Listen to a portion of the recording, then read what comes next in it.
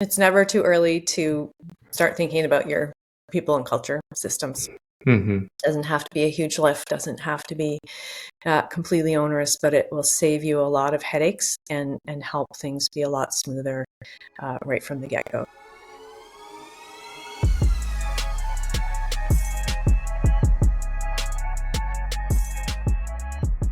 Thank you for listening to the Interesting People You Meet podcast. This podcast is sponsored by NewGround Financial. NewGround Financial is a full-service investment and insurance brokerage firm that specializes in employee benefit plans, corporate insurance, and retirement planning. NewGround Financial serves the provinces of Nova Scotia, New Brunswick, PEI, Ontario, and Alberta. Find out more at newgroundfinancial.com. Thank you for liking, sharing, and commenting on the Interesting People You Meet podcast across all of your favorite listening platforms, including Apple Podcasts, Spotify, and YouTube. By doing so, you are ensuring that more great people just like you have the opportunity to hear from our guests. Thank you, and enjoy the show. Thanks everyone for tuning in to episode 38 of the Interesting People You Meet. Today I am glad to be joined by Kath Perry, who is my business partner in our company, NewGround Leadership. We're very excited to have you here today, Kath, to talk more about you. Really, we want to kind of release, your story to the internet, I guess you could say. And really, I just want to find out more about you. We've been chatting for quite some time, a number of months now, but it'd be great to learn more about your story and how you ended up here, what you're trying to accomplish, and all of those types of things. So, Kath, thanks for joining me today. Well, thanks for having me. I have to say it's not my usual positioning. I'm normally the listener, so I'm not always great at talking about myself, but I'll do my best. Hey, that's okay. Well, why don't we start? Let's get started and kind of, you have a very unique and interesting background. So what kind of brought you to the work that you're doing today? Yeah, the way I sum it up when I try to explain it to people, all my friends who ask me all the time, what exactly do you do? No one can figure it out. Is I've had a long career with lots of different twists and turns, and I've kind of in the last 10 years taken all the things that I think I'm best at, I guess, and that I like the most, and made a business out of it. Yeah. So I was working on my own in that business for quite a while until coming into the NewGround Leadership Partnership. Sure. Cool. And so what were you doing? What was your other business? What is it? What's the work look like? Sure. Yeah. So what I tend to focus on is what I call people and culture. So to sort of explain it in a nutshell, it is HR for sure. But the way I see it is the HR piece is kind of the foundational part, the really important infrastructure that all businesses need to support the people in the business. So everything from employee handbook and policies to proper employment contracts to professional development programs, all that sort of thing. Really important to have, and different businesses need those kinds of systems built to different levels depending on the size of the business and where they are in their journey.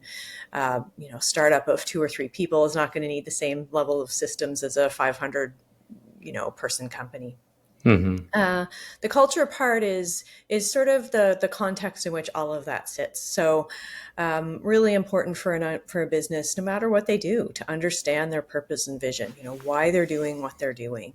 Even if it's, an industry that doesn't seem super sexy or trendy, people start businesses to make a difference, to offer a service, to change the world in some sort of way. And I think it's really important for the founder and owner to tap into that particularly, but then for that to be translated into, building the rest of the team. So I really try to help businesses clarify that, and then use that sort of communication, set the tone, set that context for all the rest of the work we do, supporting the existing team and also attracting and welcoming in new team members. And how do you do most business owners come to you in crisis and that's how they discover what Kath does for work? Or are they a bit more proactive? Because some of those things that you said, I think I agree, they're super important. But at what stage does an owner go, I think I need someone either internally or an external person to work with us to help us here? It's a great question. And I would say it's a mix of both. Yeah. Um, Often, it feels like when I kind of got back into doing this on my own, I had been doing it for a while and then ended up getting sort of sucked into a group of three wonderful companies that were my clients and doing that full time for a couple of years. And then as that, systems were built and things were winding down there back out on my own, the first client I started with was more of a sort of a crisis situation, just really having a tough time getting the team synced up and working together. They were in an early phase of what was going to be pretty rapid growth and really needed someone to come in and help work with the team, work with the culture piece, but then also build the system. So it was kind of a perfect positioning for me. But then others are more proactive than that, and that's where frankly, I like to sit there if I can, because if I can help people avoid getting into that, real crisis mode, that's ideal. But not always the case. And I think a lot of people do this work by default, and I don't blame them.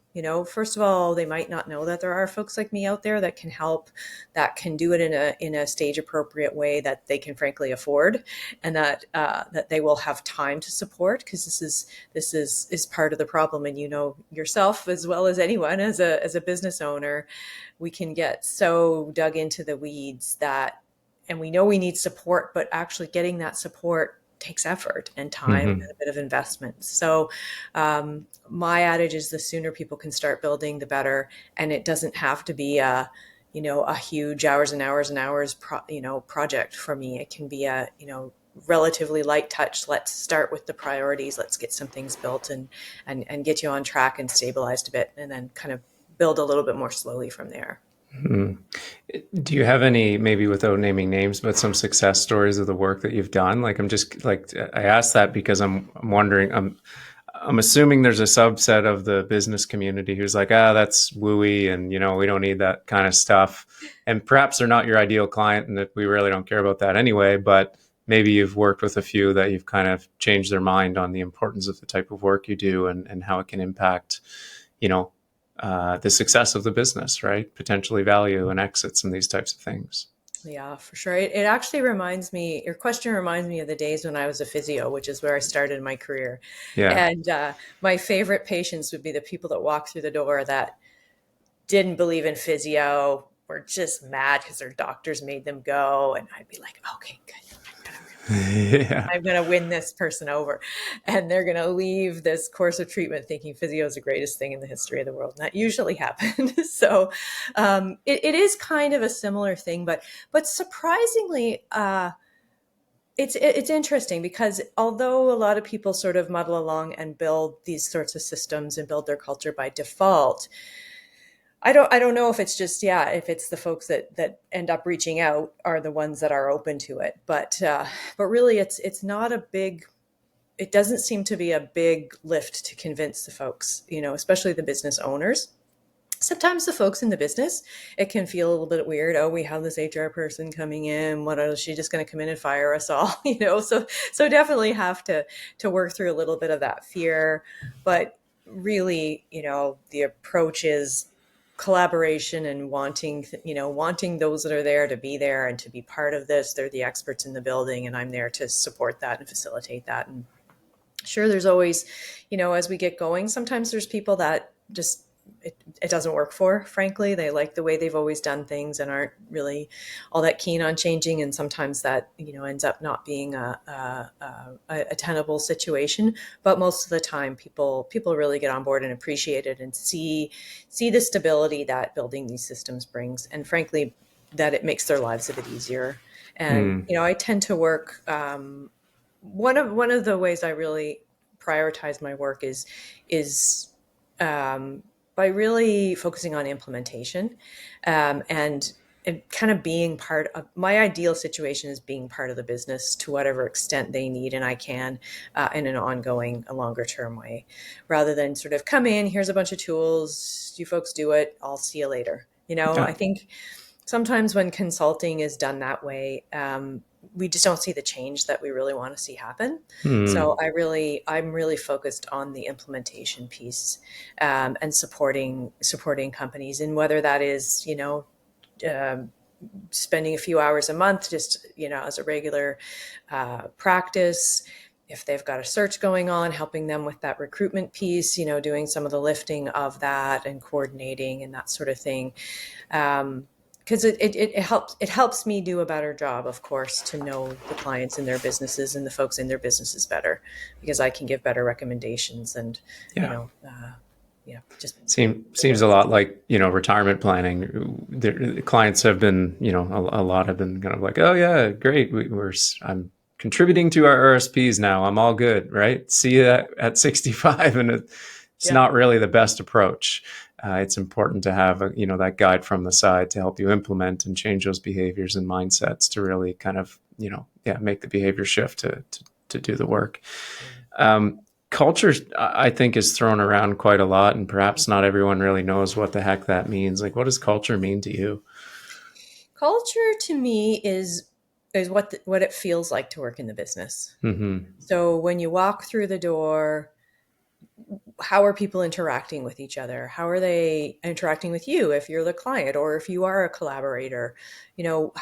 Literally, how do people show up, and how do people behave in the Hmm. business? To me, that's the culture. Obviously we have our vision and our values, words and things written on the wall and all that sort of thing. And that's important to do. Um, but those are only as good as the behaviors that support them and the behaviors that show up. Right. Yeah. So, if you could send a message to a leader of an organization, like how, what's one way or an example of how they can, create this culture where people are happy to go? Because as a leader, sometimes you think things are going well and perhaps they're not, or or you think they're going shitty and they're going really well. So, like, what are a couple of tools or ideas that maybe someone listening to this could implement right now to work towards improving their culture? Yeah, no, that's great. And I think it is starting with that mindful intention, and just Hmm. and literally paying attention and asking the question, is this the culture I want? What is the culture? Is this the culture that I want? Yeah. And if it's not, or well, first of all, how do you find that out?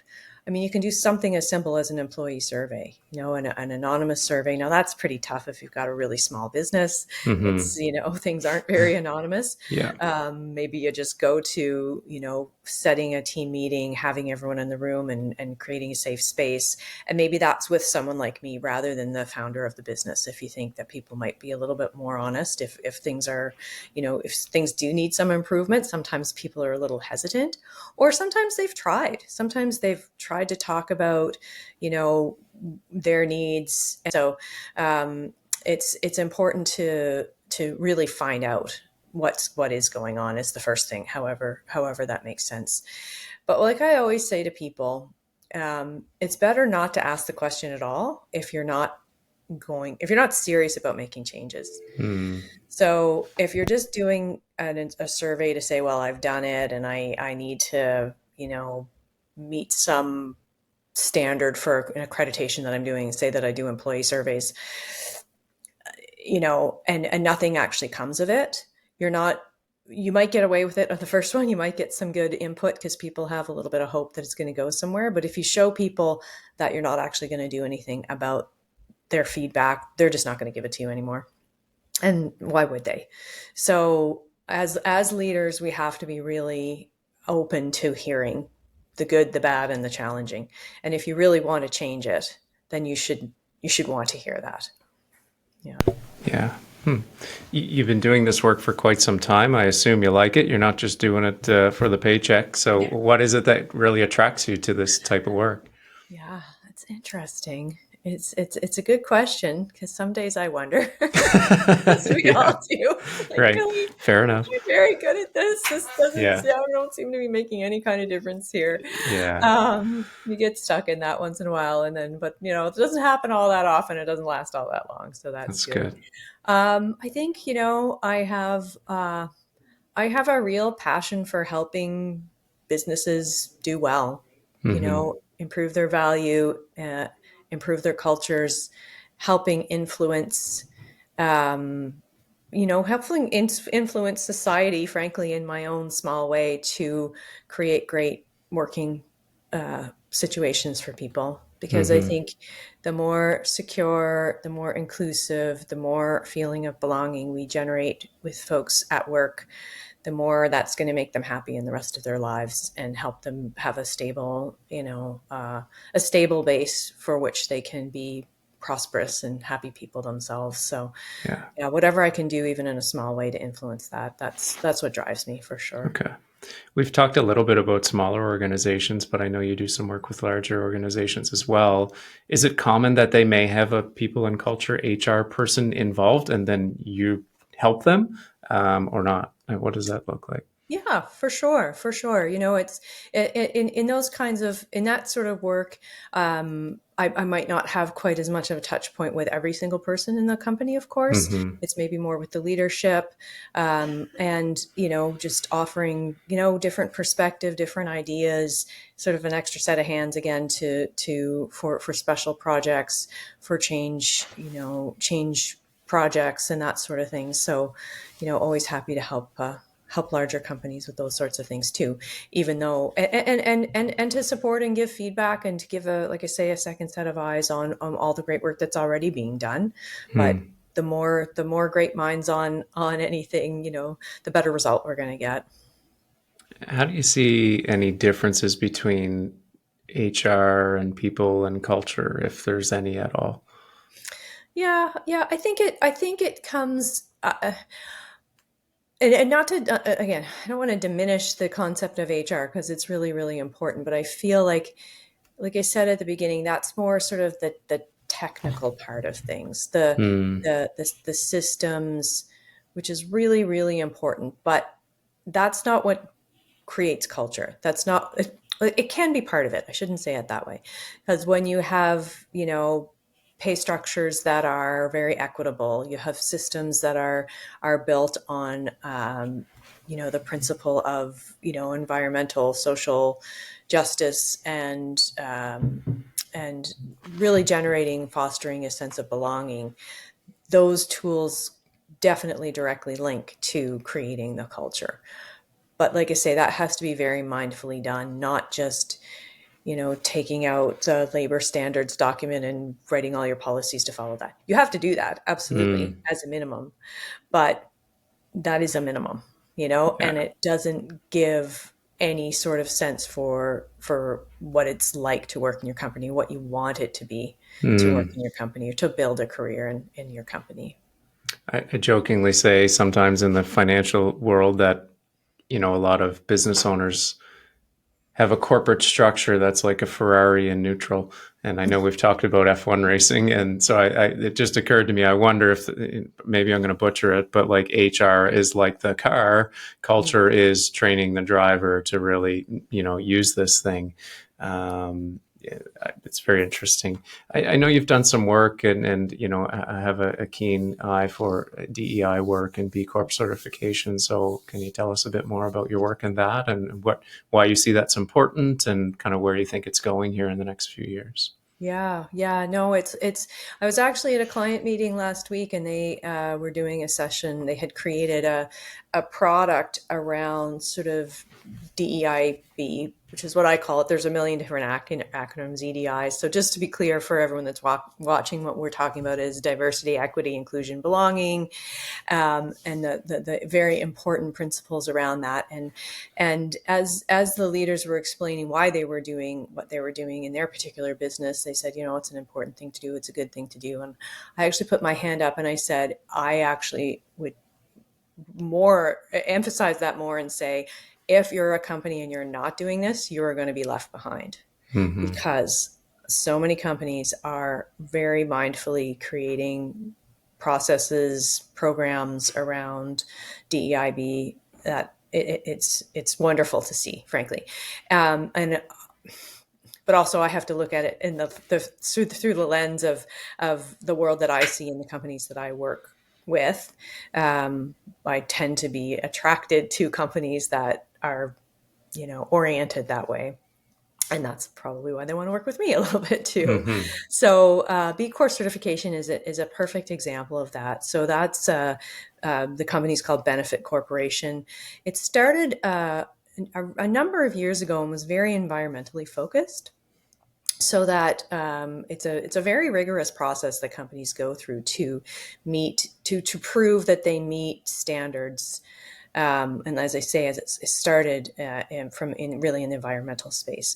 And so the first company I helped through that was about 3 years ago now. And I was really surprised and pleased as I was going through my own journey, frankly, of upping my game and my own expertise and education in the DEIB space, that the B Corp certification had really pivoted not away from the environmental piece, that's still a key part of it, but really to include social governance and equity principles. So there's an entire section in the B Corp certification now that deals with that addresses how do you deal with your employees. Mm-hmm. What are your policies, how do you show inclusion, how do you do you have a DEIB committee, do you do mindful exercises and activities to improve the diversity of your workforce and ensure that the team that you have reflects the society in which you operate.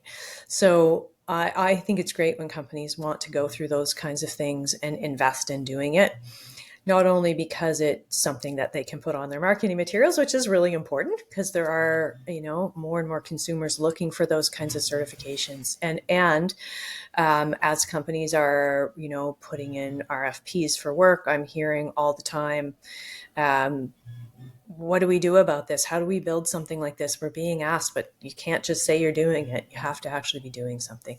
So it's exciting to me to see that in many different industries, the mindful creation and evolution of a company from DEIB perspective is being not just requested but required. Mm-hmm. And you gave a few examples, but for those listening who've heard DEIB before and don't know what the heck it means, and or even where to start, like, okay, I want a more inclusive workforce. Like, how do those conversations even get started around, the boardroom table or with executives to kind of implement these programs and monitor them along? Yeah. Maybe program's the wrong word, but, to get thinking about this. Yeah, no, and I think that is a good word because I think it needs to start as a program. It needs Mm-hmm. to start as an intentional initiative. Right. And what I say too is, even if you think you as a person, you're pretty educated, you're pretty woke, you live your life based on these principles, it's still not enough. Mm-hmm. You have to intentionally build these systems in your business to a certain extent. Again, for a company that's 5 or 6 or 7 people, the systems are going to be very different than if you're a Unilever, who's one Mm-hmm. of the kind of poster children for having built out ESG programs. So I just encourage people. The place to start is educate. I do a just kind of a basic 1 hour, let's all get on the same page and make sure we understand what we're talking about here, what our intention is, and what we can start doing ourselves to think about things like our own unconscious biases and what equity really is. And I can share that from my own perspective, knowing that I come from a perspective of a very privileged situation. So it's important that we start to be start by being courageous and open to have conversations around those really important principles. And then programs can evolve from there based on the needs of the particular business. So I think all companies, once they reach a reasonable size, should have a DEIB committee who should be doing things like managing employee surveys every year. If we're saying we're building a diverse workforce, are we? Like actually asking people to identify if they're comfortable. You can never force people to, provide you their own information, but I have found that people are very open to that and want to identify and want to participate in showing the makeup of the workforce. And then, literally compare that to the census data in your area and identify how you're doing. Even if what you're doing is largely internal when you're relatively small, if you start by, again, mindfully having the intention, having the conversation, reviewing all your position descriptions, as whatever you're posting out into the world, to make sure that you're using inclusive language, that you're not alienating any part of the population. And that can be done with some fairly self-directed research, everything to hiring proper experts in this area to come in and do some advising and educating for your staff. And operating in Nova Scotia, there's a great organization called ISANS, the Immigrant Support Association of Nova Scotia. They have some fantastic free resources for companies to do intercultural workplace training, so that companies can really set themselves up for creating welcoming spaces for everyone coming into our communities, everyone coming into our businesses.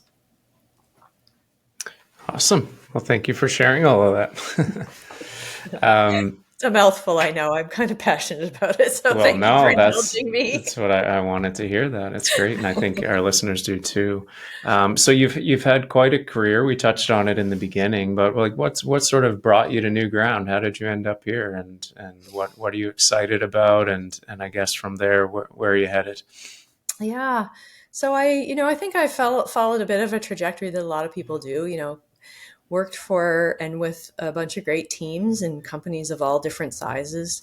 Ended up in a pretty senior operations role essentially as a clinic, having been a clinician, a physiotherapist, and realized that I was running a $7.5 million business, and I'd never studied business at all.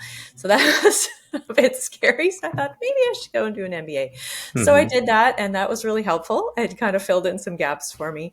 But what I think it did for me most of all was really tap me into my entrepreneurial spirit, and kind of inspired me to give that a go.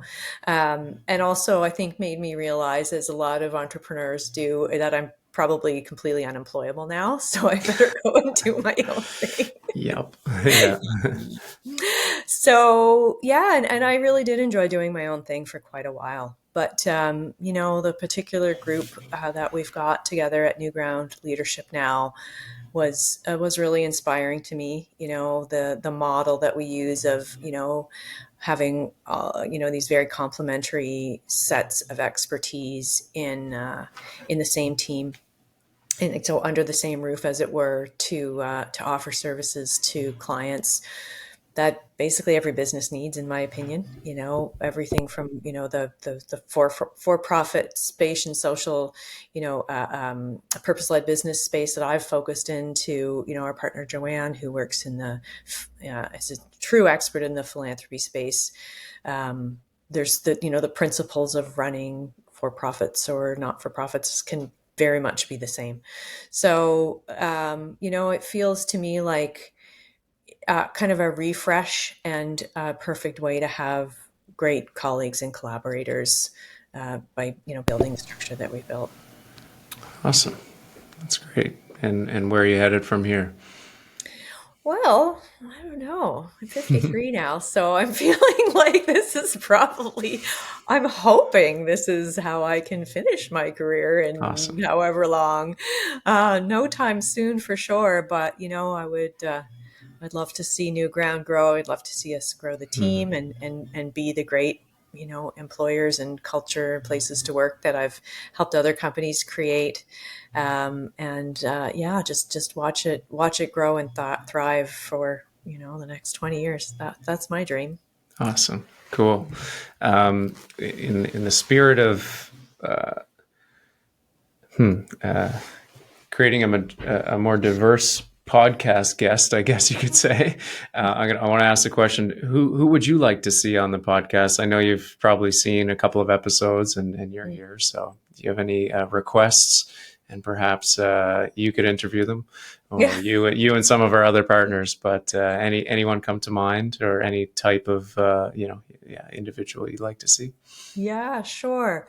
So I'm particularly, interested in companies in the bioeconomy from Hmm. my science background, and healthcare. I actually did a science degree as well, biology degree. So, um, and particularly female founders in that Yeah. space. I'm especially passionate about. I'm actually doing a program now for through the Nova Scotia Innovation Hub.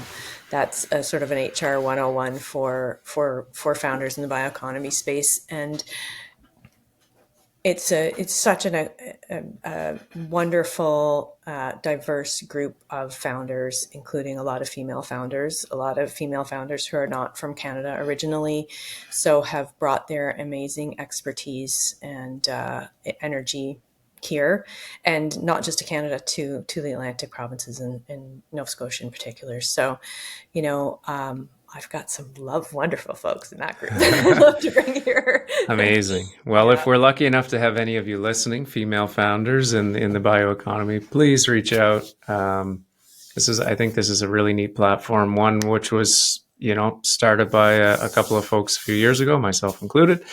And, unlike most traditional podcasts, I think sharing the platform with others is a really neat idea, and we'd like to see that through. So if you're listening, you want to join and be a guest, let us know. We'll set you up. Doesn't have to be me interviewing you. Could be someone else. Could be Kath if she's open to it. So, yeah. Anything else you'd like to share with the audience, Kath, before we close out? Uh, I think maybe back to a previous point, it's never too early to start thinking about your people and culture systems. Mm-hmm. Doesn't have to be a huge lift, doesn't have to be completely onerous, but it will save you a lot of headaches and help things be a lot smoother right from the get go. So that's my big takeaway right now that I'm kind of passionate about. Good. Well, we'll be sure to share that. Episode 38 of The Interesting People You Meet with Kath Perry. Thank you so much for sharing what you're passionate about and what you do. We look forward to sharing this with our community. Thank you. Thanks so much, Nick.